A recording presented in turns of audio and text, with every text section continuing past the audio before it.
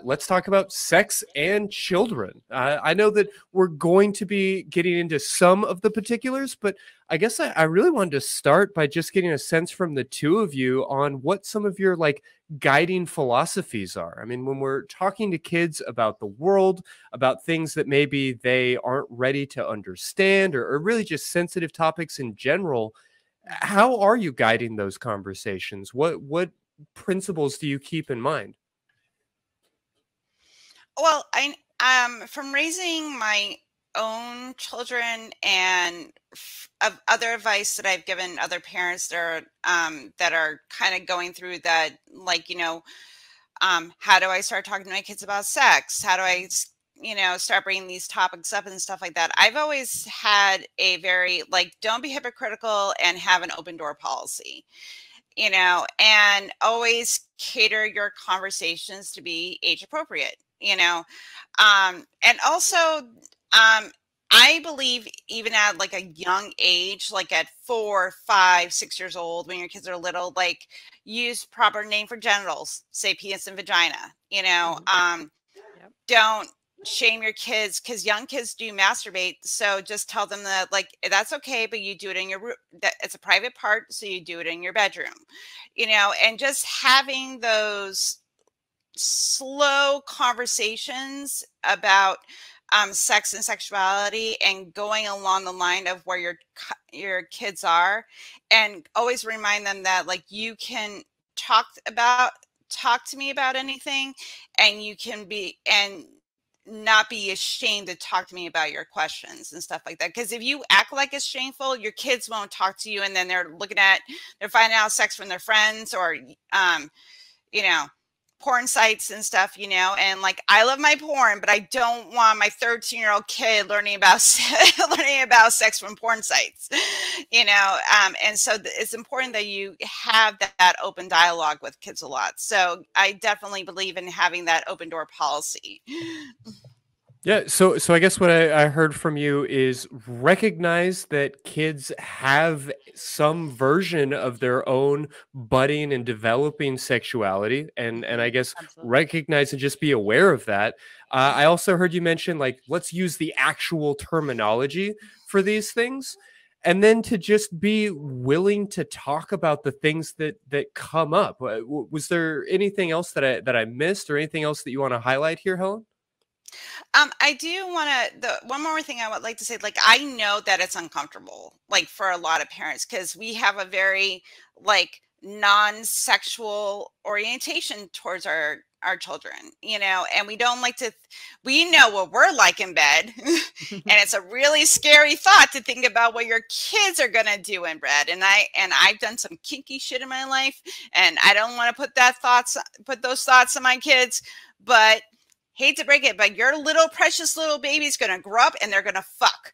So you better be ready to have those conversations about fucking and safe sex and consent, and negotiating, what they're doing in relationships, and what's okay and what's not okay, and all that type of stuff, because, that's how they'll grow up to be a healthy, sex positive person. Yeah, and you already highlighted it, but I think it's worth just mentioning again that even young children are in many cases having solo sex, and it's worth acknowledging that your children have a sexuality all of their own. And I recognize how squeamish this can make all of us grown-ups feel. We don't want to pass that squeamishness on to our children. We want to teach them discretion. We want to teach them appropriateness. But that anxiety, that tension that you may be feeling as we start to have this conversation, that's something I would invite everybody listening to just notice in themselves and to check in on, because that squeamishness, that anxiety, that tension, it's useful and it's something you want to be aware of, but it may not be an emotion that's serving you particularly well. With that out of the way, Laura, tell me, what are some of your just like guiding philosophies, or what comes to your mind in this space? Like, I kind of really loved everything that Helen said, so I don't want to, like, exactly repeat it back word for word, because it was, like, perfect. But yeah, I think honestly, every child is different, and every parents' comfort level is different, but in general, I think letting the child be more the guide of the conversation, like when they're ready to hear the information, they will ask. So if they ask a question, they're more or less ready to hear the answer. And they may not need full details, but like, where do babies come from? If they're like 4 or 5, you can say, well, they come from, a man and a woman have sex, and then the woman grows the baby inside them or whatever. Not using words like tummy, but um, like in her uterus, right? Mm-hmm. And because the idea of growing a baby in a stomach is a little bit awkward.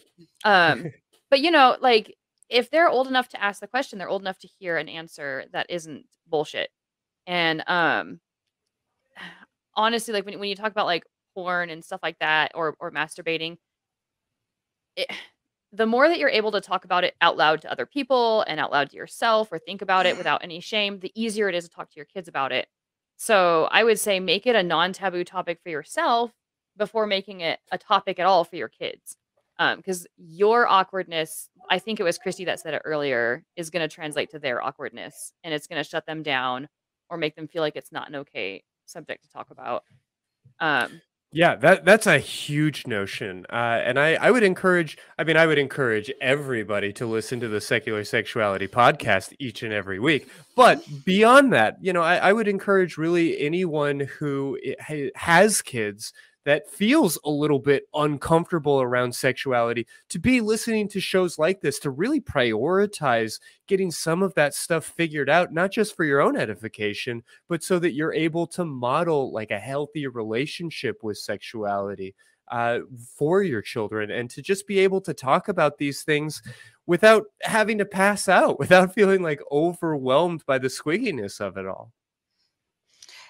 And it's like a thing also too, like, it's okay if you feel a little awkward. It's perfectly fine to feel that way. Like when my oldest told me they started having sex, I was like, Mama needs wine. Like, I need a bottle of wine, then we can talk about it. It's like, it's a but on the other side, they felt perfectly comfortable coming to me and telling me that they were starting to have sex, so, I was like, okay, this is what I wanted. I wanted them to come to me when things started happening and they wanted to discuss it. So great. But also, like, to get over that little bit of shock, need a glass of wine.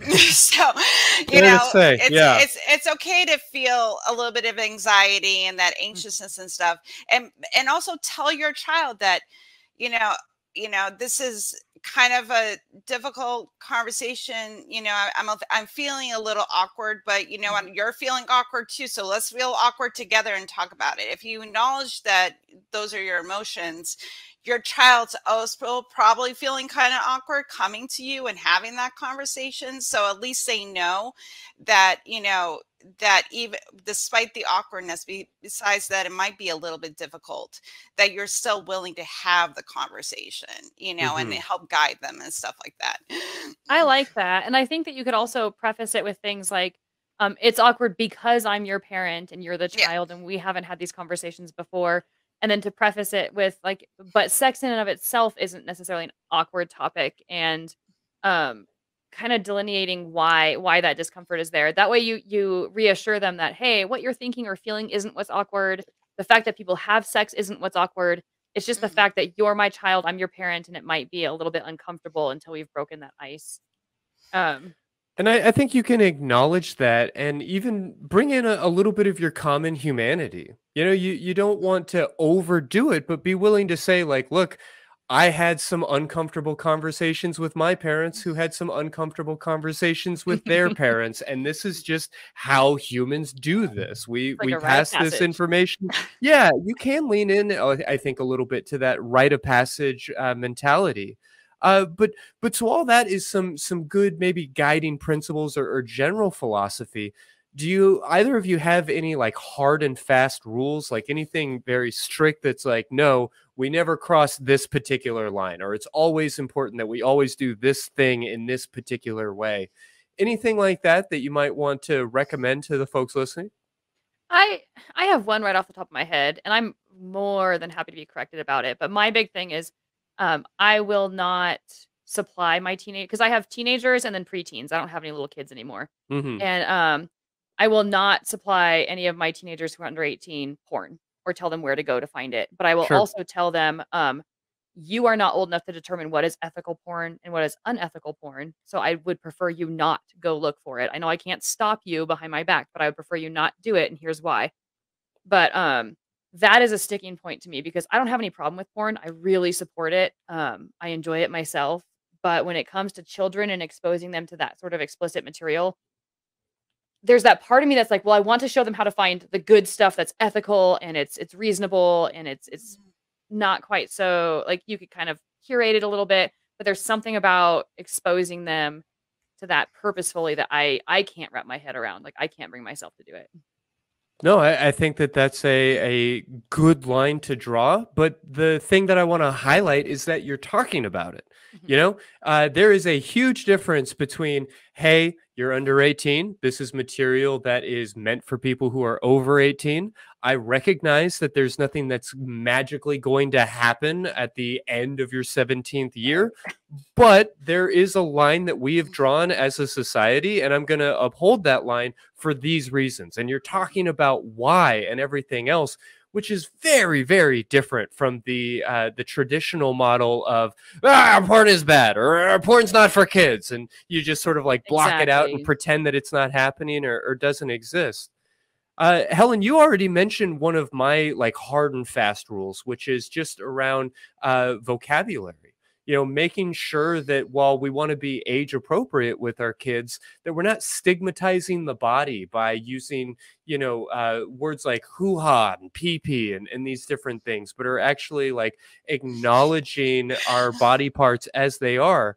Is there anything else that you might highlight as like a kind of firm rule that you like to hold on to? I think I'm trying to think because I don't think I have like I'm definitely like with Laura on the porn thing where I'm not gonna like give my kids porn to watch or anything like that. I do acknowledge that I have a teenage son and he's probably already looked at porn.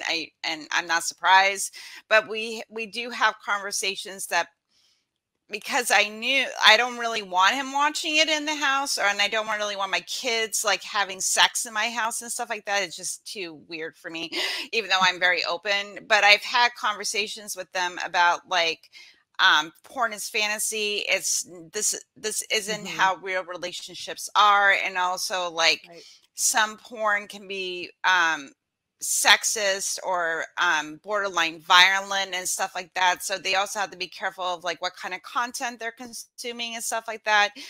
And you know, because like all you can do, even if like I can remember when I was a kid, like I saw a Playboy magazine at 11 years old. Somebody brought it to school, so I know that. Oh yeah, I'm confident. Like I remember finding some woods porn back in like maybe first grade. If you are part of the Secular Sexuality Facebook fan group, we had a pretty good detailed conversation about the bizarre phenomena that was finding porn in the woods for people of a certain generation. Right. And so, yeah, like now this content is definitely getting out there to younger and younger children in a lot of ways. I mean, I have a 13-year-old who has a cell phone that is able to access pornographic images on a scale that I would have never believed was possible at his age. I mean, I don't have a problem admitting that I was right around that same age using dial-up internet and waiting forever for a picture of one boob to load. Just one boob, one bar at a time. And so, yeah, there is an awesome power at play here. And I think that we need to be willing to acknowledge that. But before we move on, any other like kind of strict or hard and fast rules that you'd like to highlight? I don't think so. I think because I'm kind of flexible on a lot of things. Like, and obviously, like I don't do details. Like I don't want to know the details about their sex life, and I'm not going to tell them details about my sex life. But I think that's just a good general rule. You know, I'm like, if you have that relationship with your kids, okay, I think it's strange, but if you do, I'm not gonna judge. But for me, I don't want to know, like, who banged who and what positions you did and, all that type of stuff. I don't need to know that. Like, yeah, and I'm not, Dan Savage's philosophy is something along the lines of there are things that a mother has a right not to know. Not to know. Exactly. Which I think is, not a bad philosophy to maintain, that we can recognize that these things aren't wrong, they're not bad, but that they might not be something that you would share with everybody, and everybody may include your mother and father on a particular side of the aisle. And like I always say, know your audience. Sure. And I do want to interject that there's nothing particularly wrong about that when you're talking about adults. Like, I do know of adult women who can talk in detail with their mothers about the sex they're having or the people they're seeing or whatever. Sure. And there's just that level of openness. And so that level of openness between adult children and their parents, like, good on you. Like, there's no shame in that. But I'm kind of right there with Helen, where it makes me personally uncomfortable if you're talking specifics. Mm-hmm. Mm-hmm. Yeah. Well, noticing your own boundaries, like being aware as a parent of what makes you feel uncomfortable, and modeling good behavior by not just like blowing through that discomfort. Yeah, absolutely. Yeah, and like I even told my kids, like, I do want to know if you're sexually active and you're protected, and if you need advice or whatever, I want you to come to me. But what you do with your partners is none of my business. Mm-hmm. More interested in like the who rather than the how. Yeah, I want to, and I want to know them too as people. I want to make sure, like, I mean, they're older now, but I still want to know their partners, make sure that they're kind, good people to my children. That's just a parent instinct, Mm-hmm. But as far when they're intimate, I don't need to know details on that. I just want to make sure that they're safe and having safe, fun, consensual, happy sex. Mm-hmm. If they're having that, then we're okay. So yeah. Well, I've told this story on the show before, but in earnest, basically the only real conversation about the birds and the bees or whatever else that I got from my stepdad began with the phrase, "Hey, son, do you see what those two dogs over there are doing?" And we've talked before on the show about how that model of like sitting your kid down and having like the talk really kind of misses out on something, because this is really meant to be more of an ongoing conversation than like a one-time lecture where you just sort of stressfully, send all of this information and then expect your kids to figure it out on their own. How do either of y'all respond to that idea, or how have you been able to make this an ongoing conversation with your kids? So I do that in a couple different ways, but I'm going to let Helen answer first because she's probably going to cover it in a lot more detail than I will. Well, I got zero talks growing up. Like, sure. I grew up in a very like Archie Bunker household where the topic of sex wasn't a positive thing to talk about, and I think I was also the only girl and the youngest, so my parents really didn't know how to, like, my mom never had sex before she met my dad, as far as I know, and married him and stuff like that, so we didn't have those, and I grew up very Catholic, so we didn't have those conversations, and I don't know where it happened along my adulthood and parenting journey, but I just started talking to my kids about, because I started to become more sex positive as I got older, so I think I wanted to translate that to my kids. So I think that's where it kind of comes from, but I think that you have to find where your comfort level is, and then as I say, start at the beginning, when they're like, even when they're like starting to understand language, like 1-2 years old, using the right words for genitals and stuff like that, and their body parts, and then gradually adjust the conversation for the maturity level and where they are, and just keep that dialogue open. And then when they ask honest questions, just answer them. And like a great place to do it is like if there's something you're concerned about, and like I do a lot of conversations in the car because you're not looking directly at each other, so it's not as intimidating. You're not like and then like you can, but you're also in a closed space that nobody can escape. So, And it's private. You got a captive Yeah. audience. yeah, and then like you can broach subjects, and you know, like if you can say like, you know, oh, you know, like you're like if you have a junior age kid, you know, start asking like, is there like, you know, certain people that you're attracted to at school and stuff like that, and you know, has there, or you can even just ask them, is there an adult like a rated R movie that you really want to see, you know, that might have nudity or sexual content, and if your child says like, oh, you know, I really want to see this film, and ask them why, you know, why that sounds appealing to them, like make it just a casual conversation about like sex and sexuality and their own developing sexuality and stuff like that, and also about their gender as they get older as well too. You know, you got to, you know, this isn't just about sex, it's also about their gender and how they develop as people as well, you know. Yeah, and orientation and the ways that Right. factors into identity. Any other important strategies for how to have these conversations? Keep your sense of humor. Sure.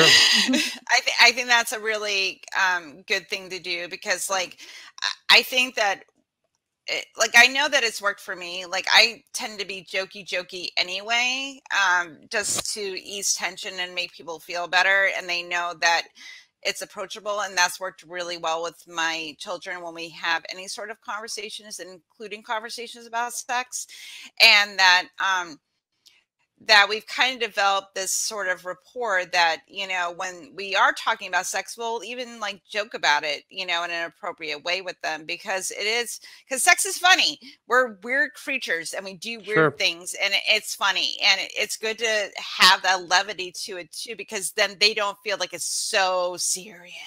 Right. You know, because like, you know, the world is telling them like, if you have sex, you'll die. It's so taboo. 7 billion people on the planet. It's stressful. It's You'll stressful. catch every STD. Yeah. Well, and if you are a young woman, you are generally being told that your sexuality is something that everybody around you wants to take from you, and you have to protect it, and you have to protect it. You have to hold on to it really tightly, and everybody's going to try and hurt you. And it's coveted. Yeah. And if you're a young man, you are often told that if you're not getting any, if you're not finding it, if you're not making it a priority, if you're not cool and charming and whatever else, that you are insufficient, that you are weak in a lot of ways. And that messaging like really idolizes sexuality and puts it on this pedestal, and we don't understand it. We just know that it's fucking important. And when something is both confusing and important, it starts to become really scary. And when there's that huge double standard that you were just talking about, where it's different for one gender than another. Yeah, which creates a combativeness that I don't think either men or women, or I should say boys or girls, are looking for. You know, we are indoctrinating them into our gender wars that they did not ask to be a part of in many, many, many cases.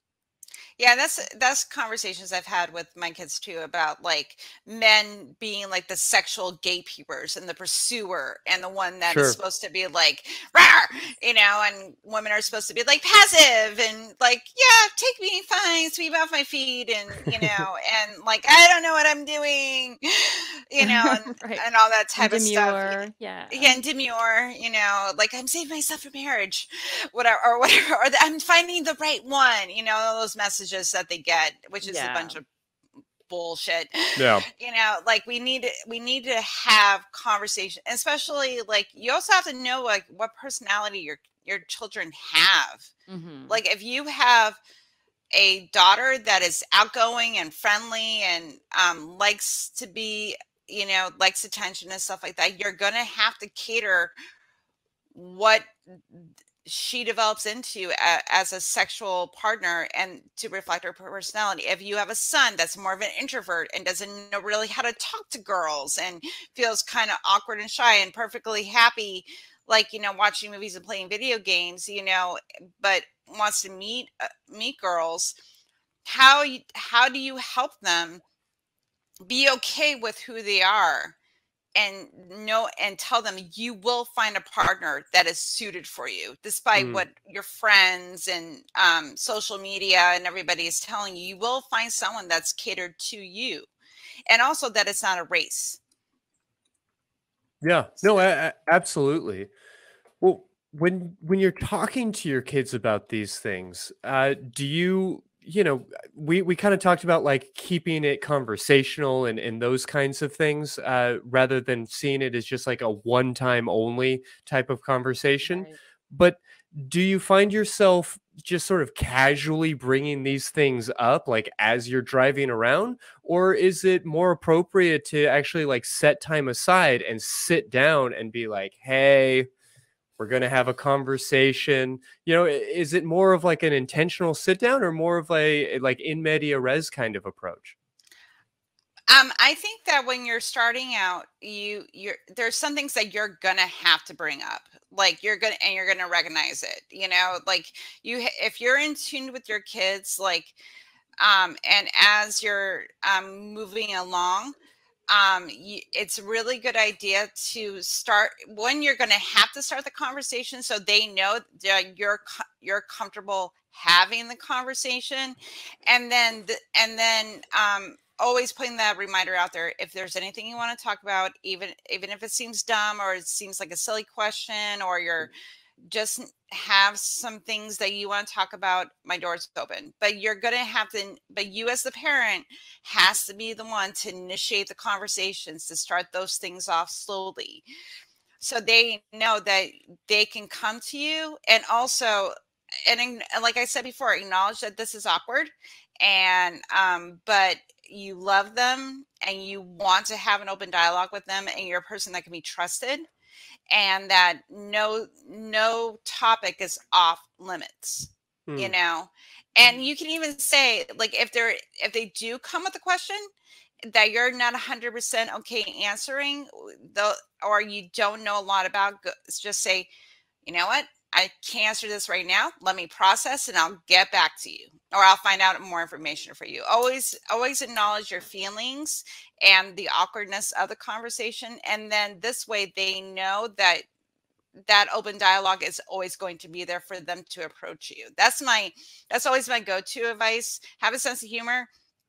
Be open. You're going to have to initiate conversations, throughout your parenting career with your kids, and just like you would talk to them about friends and bullying, or school, or their hobbies and stuff like that, just make sex part of the same way you would approach those subjects.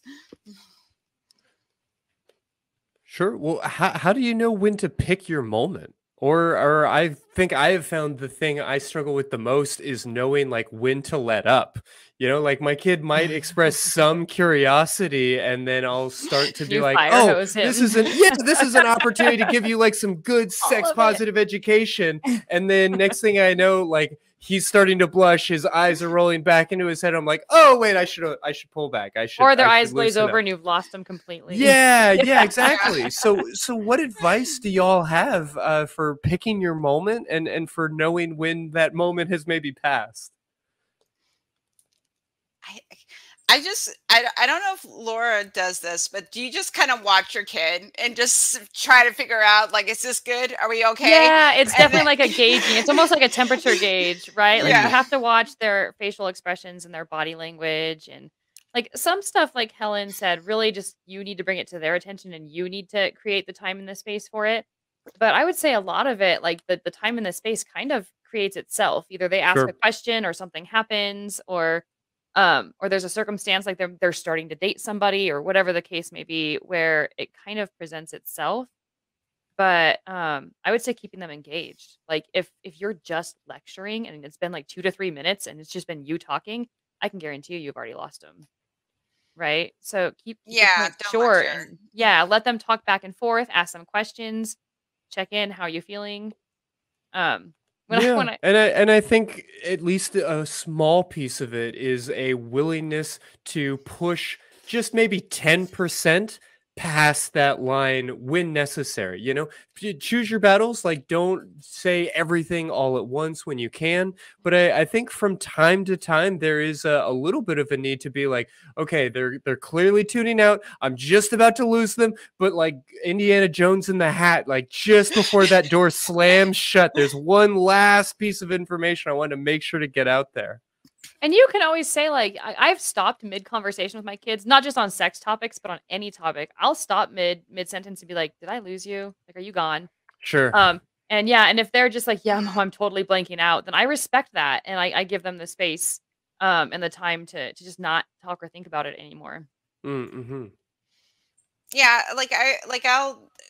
I don't barge ahead if I feel like I'm losing my kids, because then it's just like, well, now I'm just talking, I'm listening to myself talk, so and I like to listen to myself talk, but I know all this stuff, so so as soon as so I kind of gauge, like I have pushed certain especially if it's something like I feel is important that I really want to get across to them, I will push that 10%, even 20% sometimes.